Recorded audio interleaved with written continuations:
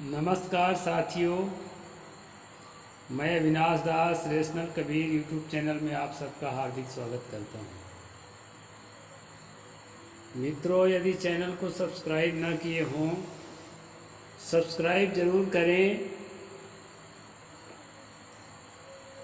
Fashion में कुछ नहीं रखा है दोस्तों, सादा वीडियो बनाता हूं, लेकिन वैचारिक वीडियो है।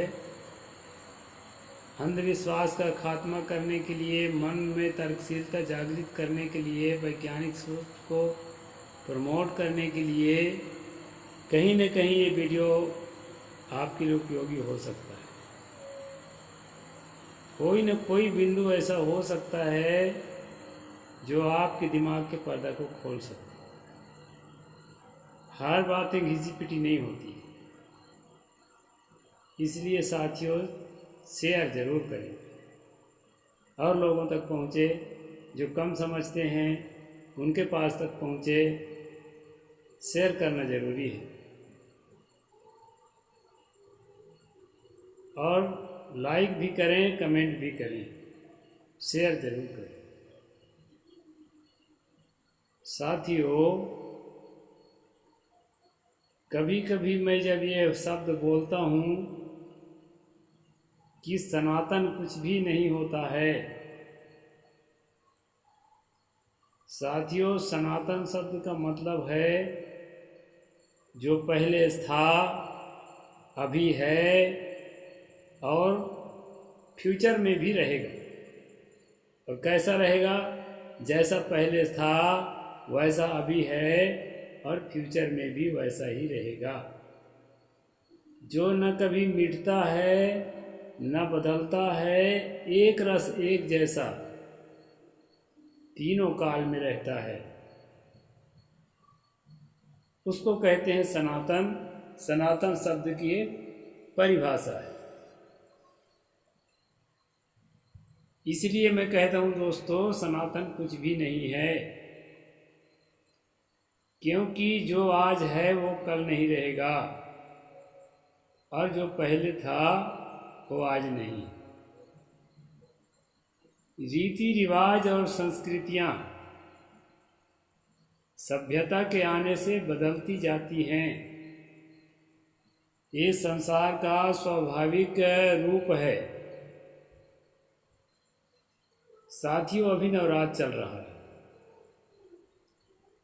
मैंने बहुत खोज खबर किया है 2-3 पीढ़ी के लोगों से मिल करके। 3 पीढ़ी का मतलब इतना नहीं है कि मैं अजर अमर हूँ, बहुत लंबे समय जिंदा हूँ।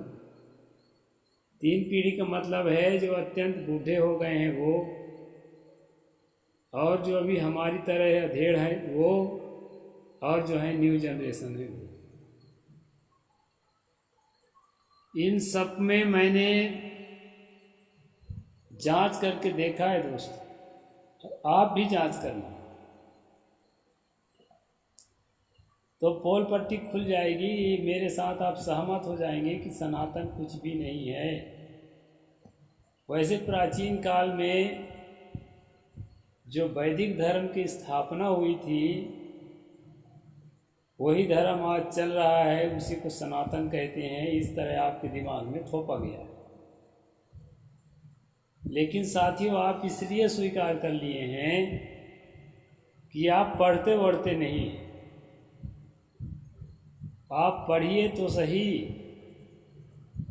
आप खुद मेरे साथ खड़े होकर कहेंगे कि सनातन उत्तन कुछ नहीं होता, क्योंकि वेदों में जिन देवताओं का, जिन अदृश्य शक्तियों का महत्व दिया गया है, जिनकी उपासना की गई है, जिनकी आराधना की गई है, जिनकी प्रार्थना की गई है, जिनके नाम से पशुओं को काट काट के हवन किया गया है, वो देवता पुराणों में नहीं है। वो सब खत्म हो गए। पुराणों में नए देवता पैदा हो गए और बहुत सारे देवता पुराणों में भी नहीं है दोस्तों, जो आज आपके सामने हैं। इस तरह देवता भी बदलते हैं और पूजा पद्धति भी बदलती है। पहले केवल यज्ञ हवन करते थे, जब आर्य लोग ईरान से आर्यन से आए, बेबीलोन से आए, भारत में बस गए, बाद में उनको ब्राह्मण कहा गया, अपने आप को उन्होंने ब्राह्मण जाति लिखा। तो जो ईरानी यहाँ आए दोस्तों, वो भी अपने साथ कुछ न कुछ संस्कृति लेकर के आए, और उनकी संस्कृति जो है आपकी संस्कृति को प्रभावित करने लगी, और आपकी संस्कृति उनकी संस्कृति को भी प्रभावित करने लगी। वो जो संस्कृति लेकर के आए थे वो यज्ञ हवन की संस्कृति लेकर के आए थे, और उससे पहले जो सम्यक कल्चर इंडिया में पहले से एग्जिस्ट करता था, उसमें जो है ध्यान चिंतन करने की परंपरा रही। किसी बात को तर्क करके, उसका काट पीट करके और मंथन करके उसके निष्कर्ष निकालने की परंपरा रही। ये इंडिया की बहुत प्राचीन परंपरा है दोस्तों। ये परंपरा जब उस परंपरा के साथ तालमेल बैठाने लगी तो उपनिषद काल पैदा हुआ। उपनिषद काल का मतलब है यज्ञ हवन से थोड़ा हट करके चिंतन करने वाला, आत्मा है कि नहीं है, ये जगत क्या है, जगत का अधिष्ठान क्या है, हमारा परम प्राप्तव्य क्या है, जीव दुखी क्यों है, इससे भिन्न भी कुछ है या नहीं है, इस तरह के जो है चिंतन, जो कल्चर में या सम्यक कल्चर में चलता था, उसका मिश्रण वैदिक कल्चर के साथ हुआ, और इसी मिश्रण के परिणाम में उपनिषदों की उत्पत्ति हुई। जो हमारे साथी उपनिषदों से घृणा करते हैं कि अरे मनुवादियों की किताब है, रे छोड़ो चक्कर इनका, तो मनुवादियों की किताब तो उनके हद में है, ये मैं भी मान सकता हूँ, लेकिन दोस्तों वो हमारे जो सम्यक कल्चर रहा है उसके मिश्रण से तैयार हुआ, इसलिए उसमें कर्म कांडों का महत्व घट गया और आत्मचिंतन का महत्व बढ़ गया। ये आत्मा ओत्मा कुछ नहीं होता है, ये कहने की परंपरा तो स्टीफन हॉकिंस के आसपास से शुरू हुई है। इसके पहले सम्यक कल्चर में भी आत्मा पर चिंतन किया जाता है।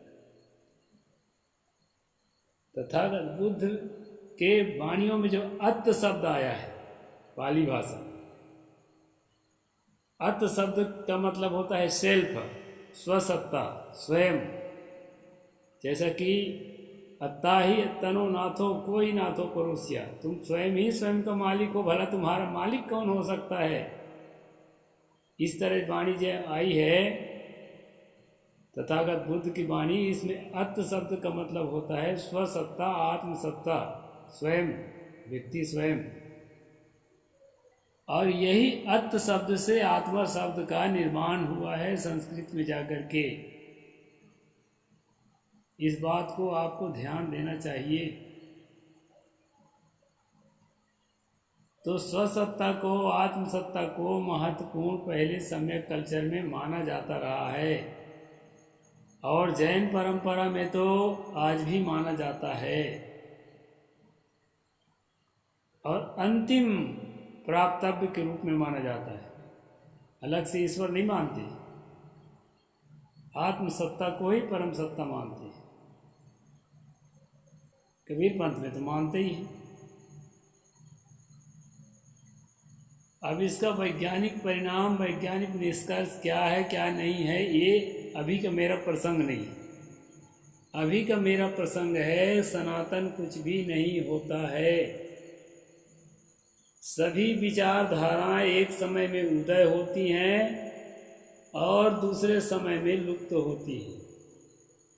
सतगुरु कबीर साहिब ने कहा था, ददा देखो बिन संहारा, जस देखो तस करो बिचारा, दसों द्वारे तारी लाभ है, तब दयाल के दर्शन करो। अपने 10 इंद्रियों को एकदम शांत करके सहज अवस्था में दुनिया से एकदम कट करके, संसार की कोई भी चीज़ें आपके दिलो दिमाग में न बचे, यहाँ तक कि आपके शरीर की गतिविधियों के संज्ञान भी आपके दिलो दिमाग में न बचे। ऐसी स्थिति में थोड़ा ठहर कर तो देखो, और ऐसी स्थिति में ठहर कर जब देखोगे, उस समय जो एहसास होगा, जो अनुभव होगा, वही दयाल है। अलग से कहीं आत्मा परमात्मा आकाश से मिल करके आपको नहीं मिल जाएगा। दयाल का मतलब है दया रूप, करुणा रूप, ये संवेदना है आपके अंदर, जो करुणा का रूप है, संवेदना का रूप है, दया का रूप है। मानवीय संवेदना कहते हैं ना कि किसी के दिल देख करके, किसी के दुख देख करके द्रवित हो जाना, उसकी सहायता करने के लिए आगे आना, ये दया रूप, करुणा रूप आपके भीतर, ये दया रूप, करुणा रूप की प्रतिष्ठा होगी, वही दयाल का दर्शन है। यहाँ पर दयाल का मतलब कोई दीन दयाल, दीनानाथ ईश्वर परमात्मा आकर खड़ा हो जाएगा, ऐसा थोड़े है। तो दोस्तों, मैं ये कह रहा था कि दादा देखो बिनसन हारा, जस देखो तस करो विचार। सतगुरु ने कहा कि ऐ मेरे साथियों, ये जगत के सब कुछ को विनाश के आयाम में देखो, क्योंकि जो कुछ भी है वो विनष्टा चला जा रहा है। कुछ भी स्थायी नहीं है, कुछ भी स्थिर नहीं है, विचारधाराएं भी स्थिर नहीं हैं। आप क्या सोच सकते हैं कि आज नवरात्र मना रहे हैं, इस समय नवरात्र चल रहा है, रात भर लाउड स्पीकर बजता है, तो क्या रामकृष्ण, यदि मान लीजिए किसी ज़माने में थे, नहीं है काल्पनिक कोई बात नहीं, आदमी थे हमारे जैसे, मान लो, तो क्या रात भर लाउड स्पीकर बजाते रहे होंगे? आपको लगता है ऐसा? लाउड स्पीकर का अस्तित्व कब से है? तो रात भर लाउड स्पीकर बजाते हैं, ये परंपरा एक दिन उदय हुई है, इसके पहले ये परंपरा नहीं थी। जब तरह तरह के संगीत आए, तरह तरह के गीत आए, तो उसमें तरह तरह के रस भरा गया। ये परंपरा पहले नहीं थी। गीत संगीत को जितना सजाया जाता है आज, उतना पहले नहीं सजाया। मैं छोटा था, मुझे खुद याद है कि उस समय जैसे गीत संगीत बजते थे, ऐसा गीत संगीत आज नहीं बजते, आज काफ़ी अलग बजते हैं। तो ये सब क्या है दोस्तों? ये परिवर्तन की धारा है। और दूसरी बात, झगड़ा से भी परिवर्तन होता है। एक बड़ी बात बता दूं आपको, पहले भी बताए हम शायद, दुर्गा की उत्पत्ति बताया गया था कि सभी देवताओं का तेज मिला करके एक देवी प्रकट किया गया। क्यों? महिषासुर को मारने के लिए। क्योंकि महिषासुर के साथ जितने देव वर्ग के लोग, जिसको देव वर्ग कहा गया है, वो थक चुके थे। लड़ते लड़ते इंद्र थक गया, विष्णु थक गया, सब थक गए। सब मार मार के लठ और खदेड़ खदेड़ भगा देता था, उसके सामने कोई टिकता ही नहीं रहा। तो सब मिलकर के एक देवी को प्रकट किए, ऐसा कहा जाता है। कोई कहते हैं कि नहीं, वो शिव जी के गुस्सा से पैदा हो गए, कोई बहुत सारी कहानियां हैं। और उसके द्वारा जो है, नवरात के लड़ाई के द्वारा, नव रूप में दुर्गा ने लड़ाई लड़ा, बदल बदल के रूप, और 9वां दिन आखिरी में वो महिषासुर को मार गिराया। ये कहानी है। लेकिन इसके काउंटर में अब एक कहानी ये बन गई है कि महिषासुर एक ऐतिहासिक राजा है। काल्पनिक कथा का पात्र नहीं है। और दुर्गा नाम के एक जो सेक्स वर्कर थी, वो सेक्स वर्कर को महिषासुर के दुश्मनों ने सेट किया सुपारी दे करके। जैसे अभी देख रहे हैं ना, राम जी लाल सुमन के जो जीभ काटेगा उसको मैं 1 करोड़ दूंगा बोलते हैं करणी सेना के लीडर लोग। कोई कहता है मैं 25 लाख दूंगा सुपारी। ऐसा वो करेंगे कि नहीं वो अलग बात है, लेकिन सुपारी ऐसे दिया जाता है। तो 1000 स्वर्ण मुद्रा की सुपारी दे करके दोस्तों उस सेक्स वर्कर को, हिंदी में जिसको देह व्यवसाय करने वाली महिला या वेश्या कहा जाता है, उसको सेट किया गया महिषासुर के दुश्मनों के द्वारा महिषासुर को मारने के लिए। और 100 असरफी उसको जो है एडवांस में सुपारी में दिया और 900 असरफी उसको और दी मारने के बाद दिया और उसको देवी के रूप में पूजा। इस तरह से काउंटर में एक कहानी बनी। इसके काउंटर में वो सब देवताओं के तेज से जो देवी पैदा हो रही थी, अदृश्य देवी, महाबलशाली देवी, उसके काउंटर में ये कहानी पैदा हुई, उसके अगेंस्ट में। ऐसा क्यों होता है दोस्तों? प्रतिद्वंदी विचारधारा जहाँ होती है वो दूसरे को काउंटर करती है, और इस काउंटर से एक तीसरी विचारधारा पैदा होती है। दोनों के देख करके एक तीसरा निष्कर्ष निकालते हैं, बीच का रास्ता। इस तरह से विचारधाराएं बदलती चलती हैं। कोई विचारधारा स्थायी नहीं है। हर विचारधारा बदलती है दोस्तों। इसी तरह दुनिया की हर चीज़ें बदलती हैं। हर टेक्नोलॉजी, नई टेक्नोलॉजी आने, पुराने टेक्नोलॉजी का वो यूजलेस हो जाता है, उसका उपयोग नहीं रह जाता है। इसलिए मैं कहता हूँ सनातन कुछ भी नहीं होता है। इसको बारीकी से देखिए आप। कोई दुर्गा मुर्गा सनातन नहीं, सब ये दिमाग की कल्पना से पैदा हुई है। पहली वाली भी कहानी और दूसरी वाली भी कहानी, ये सब काल्पनिक अवधारणाएं हैं और मनुष्य के मन से पैदा होती हैं। इस बात को ठीक से समझिए। वो क्या है ना कि वे कहते हैं ना कि राम की कुतिया राम के ऊपर कूद के और जो है उसको धर दबोची।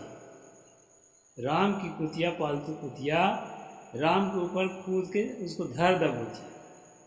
तो कैसे धर दबोची? आदमी की कल्पना आदमी के ऊपर इतनी हावी हो गई कि उस कल्पना के प्रति इतनी श्रद्धालु हो गया है कि वो अपने आप को अर्पित किया हुआ है। कल्पना से पैदा करके फिर अपने आप को उसी कल्पना पर अर्पित किया हुआ है। कहानी लिख करके ऐसा होता है।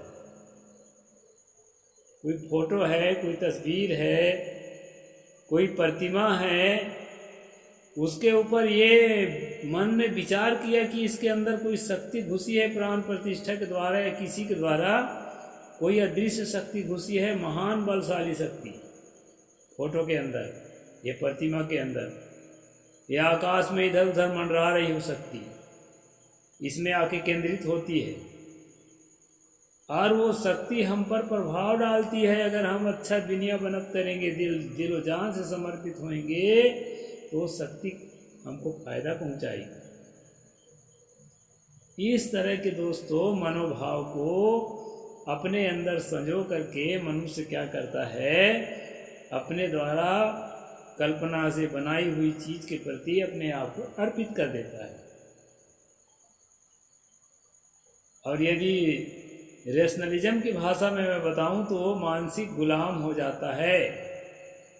उसको कोई बांधा नहीं कर। बिन रसरी गर सकरो बंधा तासो बंधा अलेख, सतगुरु कबीर साहब ने कहा कि बिना रस्सी के ही सबका गला बंधा हुआ है। ये मान्यता के बंधन, मानसिक गुलाम, इस तरह से होता है दोस्तों। आने वाले समय में कोई दूसरी विचारधारा पैदा हो जाएगी तो इसको छोड़ छोड़ के लोग उसमें कूदेंगे, ऐसा होता है। अभी जितने नए नए पंथ खुले हैं उसमें कूदे हैं कि नहीं? कहाँ से आदमी आ गए? आकाश से आए का? आपे के बीच के आदमी उसमें कूद गए, इस विचार को छोड़ के उसमें चले गए, ईसा मसीह में चले गए, रामपाल में चले गए, ओम शांति में चले गए। जो ओम शांति में चला गया वो कल तक मानता था कि ये दिल में, आत्मा में जो है, हृदय में जो है आत्मा का निवास है। अब मान रहा है खोपड़ी में है आत्मा का निवास। आदमी वही है। ओम शांति में जाने के बाद मानता था कि कर्म के अनुसार पशु पक्षी कीड़े में मनुष्य को जन्म होता था, और अब मानता है नहीं, मनुष्य का जन्म मनुष्य में होगा, सुअर का जन्म सुअर में होगा, सुअरे में होगा। ओम शांति में जाने के बाद तो कौन गया है? आपे के बीच के आदमी गया है। आप भी जा सकते हैं, मैं भी जा सकता हूँ, दिमाग तो है, तो बदला ना। इस तरह मान्यताएं बदलती हैं, इस तरह संस्कृतियां बदलती हैं दोस्तों। परिवेश के प्रभाव से, माहौल के प्रभाव से ये सब चीज़ें बदलती चलती हैं। कुछ भी सनातन नहीं है।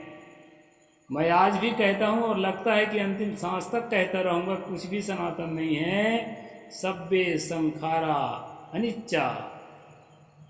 तथागत बुद्ध ने कहा कि जो भी निर्मित वस्तुएं हैं, जो भी निर्मित विचारधाराएं हैं, सब अनित्य हैं, मतलब अगले आने वाले समय मिट जाने वाले हैं।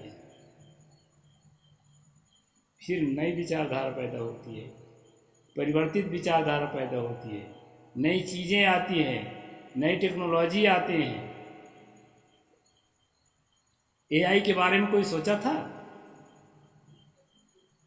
आज आपकी आंखों के सामने है। इसलिए साथियों, ये भ्रम में मत रहिए कि कुछ सनातन है। ये दुर्गा मुर्गा सब जो है मनुष्य कल्पना कर करके अपनी कल्पना के अनुसार तस्वीर बनाया, प्रतिमा बनाया और अपने आप को खो दिया। जन्म सब धोखे में खो दिया। सतगुरु कबीर साहब उसी से निकल करके चित्र छोड़ते चेत चित्रकारी है। चित्रकार, तू चित्रकार को जान जिससे चित्र बनाया रखा है। जिन ये चित्र विचित्र फैला, चित्र छोड़ते चेत चितेला, अपनी ओर लौटाते हैं और अपनी ओर लौटाते हैं जो वास्तविकता है। ये सहज चेतन सनातन है। इसके इर्द गिर्द सब बदलते बदलते रहते हैं, लेकिन ये स्वयं नहीं बदलता। इसलिए मैं कहता हूँ कि कुछ भी सनातन नहीं है, लेकिन जो है सनातन सोई भूला। ये है दोस्तों। वीडियो लंबा हो रहा है, कल चर्चा करेंगे। साहेब बंदगी। जय जोहार, जय भीम, जय भारत। नमो बुद्धाय।